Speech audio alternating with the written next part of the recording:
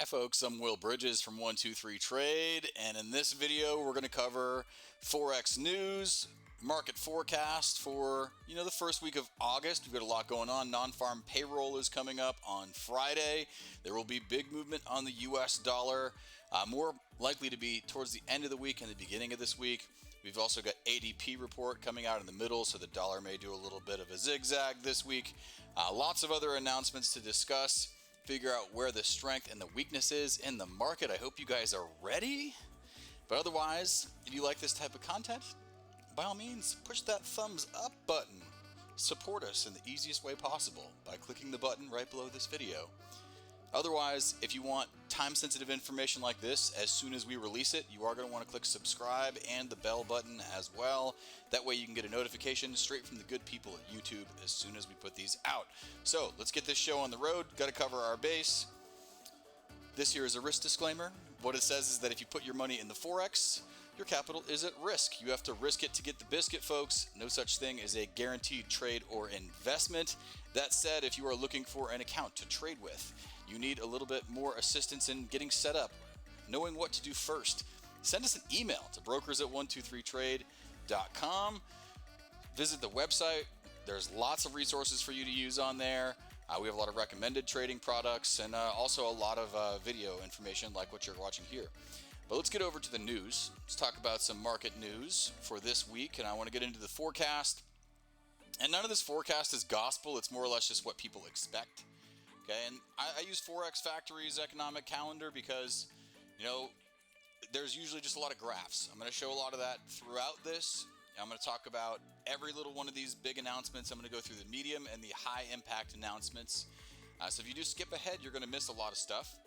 But I'm going to go through day by day and really what I might expect in a lot of different markets along the way. So first things first, let's go ahead and see what's already happened. Monday today, we had German final manufacturing PMI. Not usually a big mover because the final numbers are, well, they're not an estimate. People like to trade the rumor, not the news. So this is kind of just like, hey, it kind of did what we expected.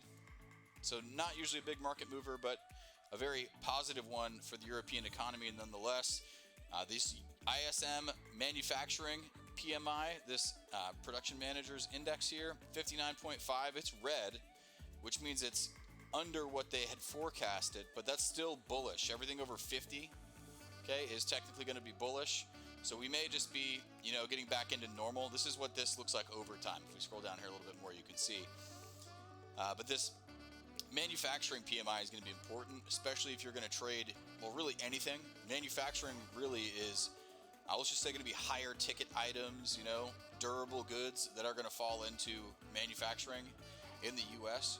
So that being said, high numbers are good. Right now, we're bullish, and actually we're about as bullish as we've been for, really the last decade. We're just not quite as high as we were in the weeks prior. So that could actually be a good sign, but really hard to say. I think still bullish for the dollar and the American economy here. But RBA rate statement, okay, this is going to be tomorrow. When I say tomorrow, really, probably somewhere around 6 or 7 hours after I put this video out. But they're not really, I'm not anticipating a change from them. If you guys wanted to read news about that, you click on this little folder button on this page, and you can scroll down and you can see all this stuff here. Lockdowns are going to be a big deal in Australia. Lockdowns are typically going to mean strength for the dollar because, well, let's just say people are going to slow down on spending, okay, and they're going to hoard Australian dollars. They're going to sit on it. Because there's not anywhere to go, because you can't go to a restaurant and you can't go do, whatever it is that involves being around other humans. Okay, so that's going to be a big deal there.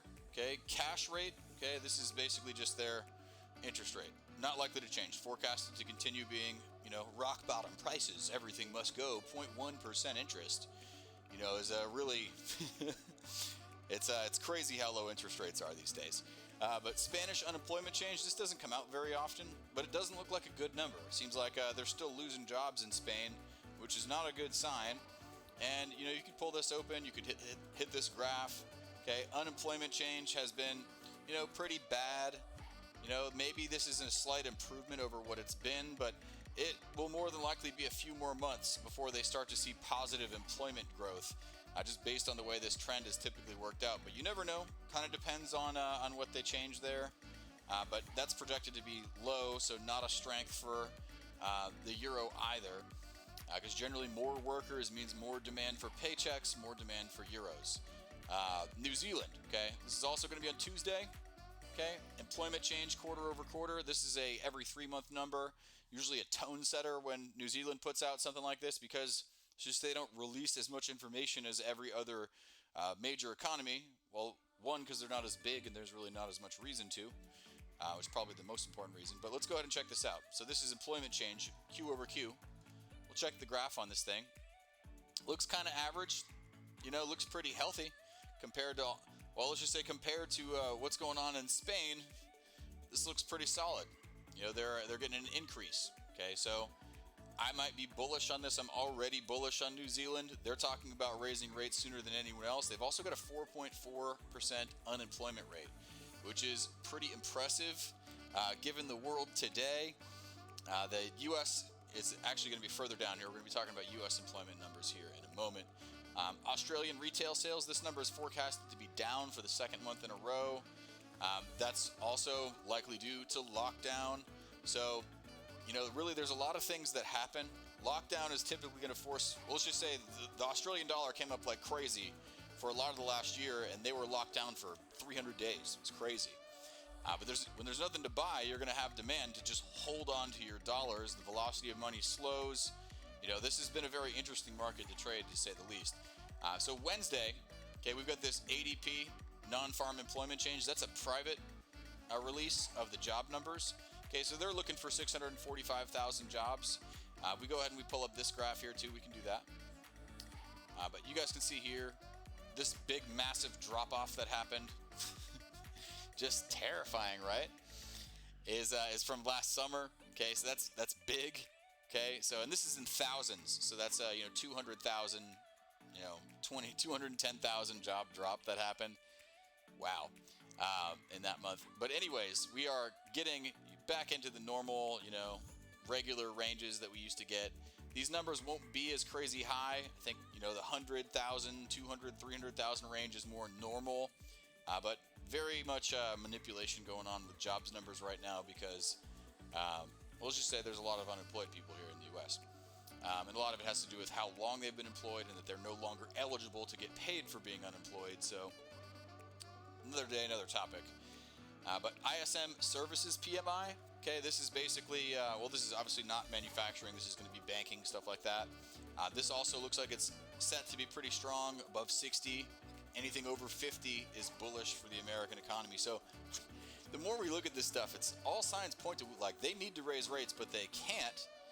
At least I don't think they can, because I don't think we can afford the interest payments if we continue to raise the debt like we have been. So if they plan to put in this, $4 trillion worth of infrastructure bills, raise the debt ceiling, they're going to have to raise rates to be able to keep inflation from going through the ceiling, which basically just means the dollar might continue to fall as long as they don't raise rates. So they didn't really make a move like they were going to do that anytime soon last week. It seems like they're just going to kind of let it happen. But the economy is starting to perform, so I don't know, maybe it'll work itself out. Invisible hand, Adam Smith may take over. But there's another big announcement Wednesday, actually, before I move on. Crude oil inventories. Okay, this has been a fun one to watch here. Oil had been a little bit low supply earlier this year. They finally did catch up to that, and I think the last announcement last week we were actually positive here. Let's zoom in here, get all the way over to most recent. Okay, and this is actually from the end of the month. Actually, it went down, so that's actually another bullish signal for oil. Will be something to pay attention to. Likely to be some big movement on oil. I think oil has legs to get as really high as the government seems to want it to go, because it seems like they want to raise taxes on it as well sometime soon. We'll see how that goes. It also seems like the plan in general is to get rid of crude oil, at least here in the United States and a lot of the G20. But asset purchase facility, this is, I think, the most important one to follow. The most important announcement in the UK. I can't stress it enough. Okay, what this is, it sounds so innocuous, innocent.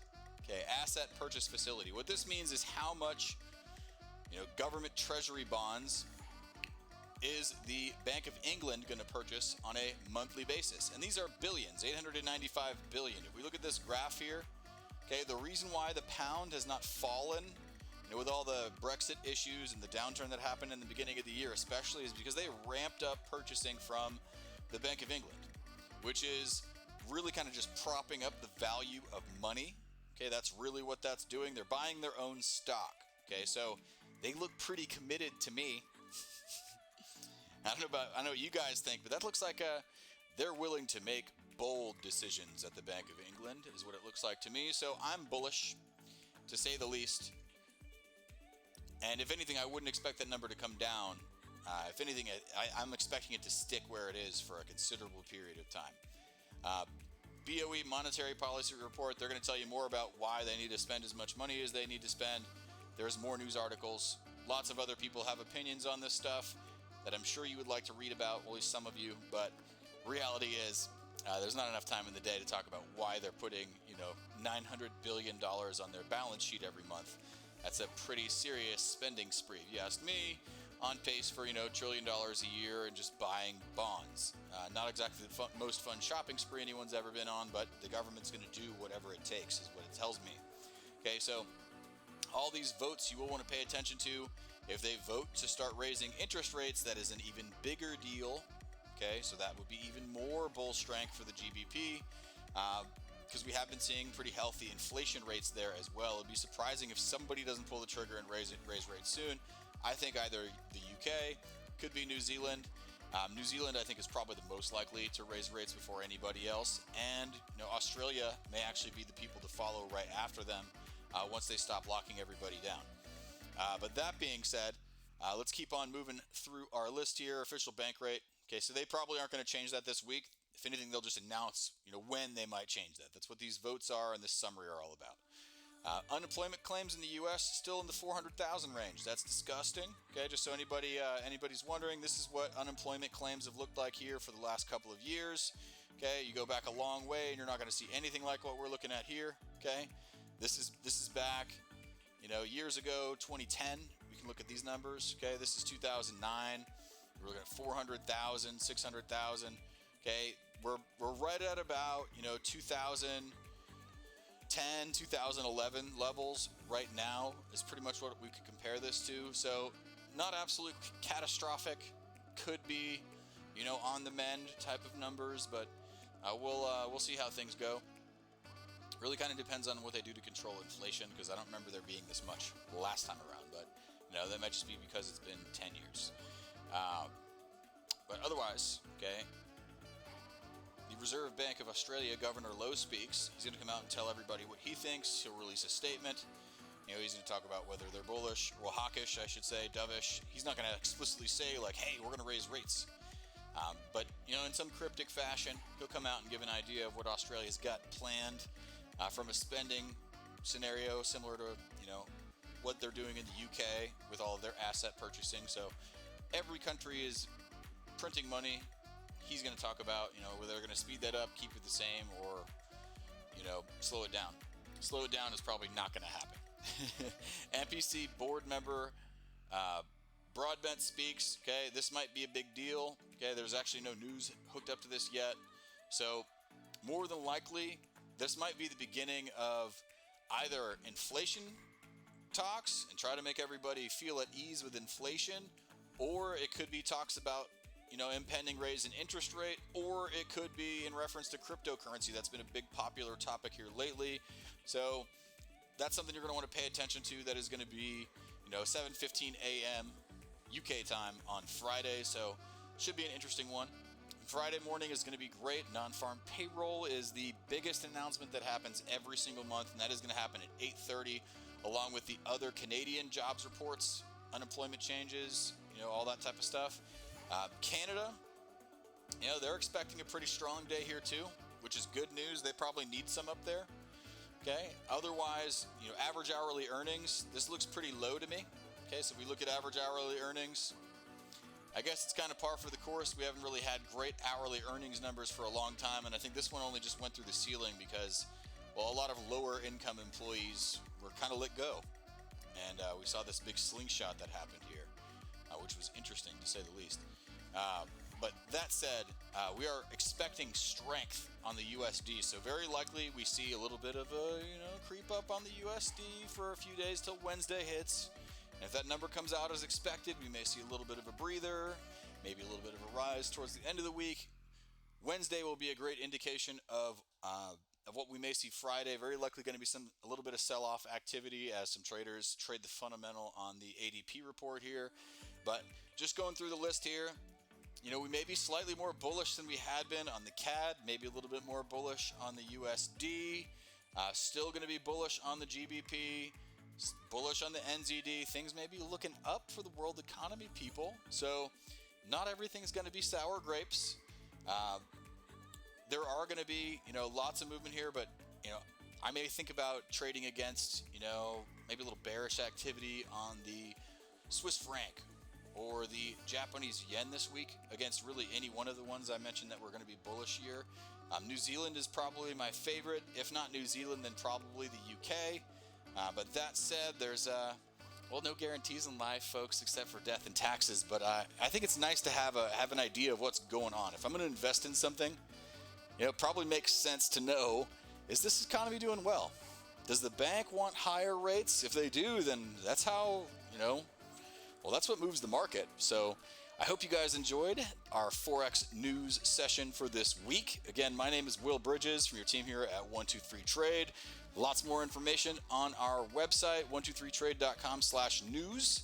There's actually going to be an ebook up there soon that you can download and, score based on news, actually. So it's a little bit easier to understand than all the complicated economic announcement stuff that I go through here, at least in my opinion. But check out the website. If you have any questions, you need help with brokerage, we have up to $20,000 in free tools and education that you can get just for funding an account through us. So send us an email to brokers@123trade.com.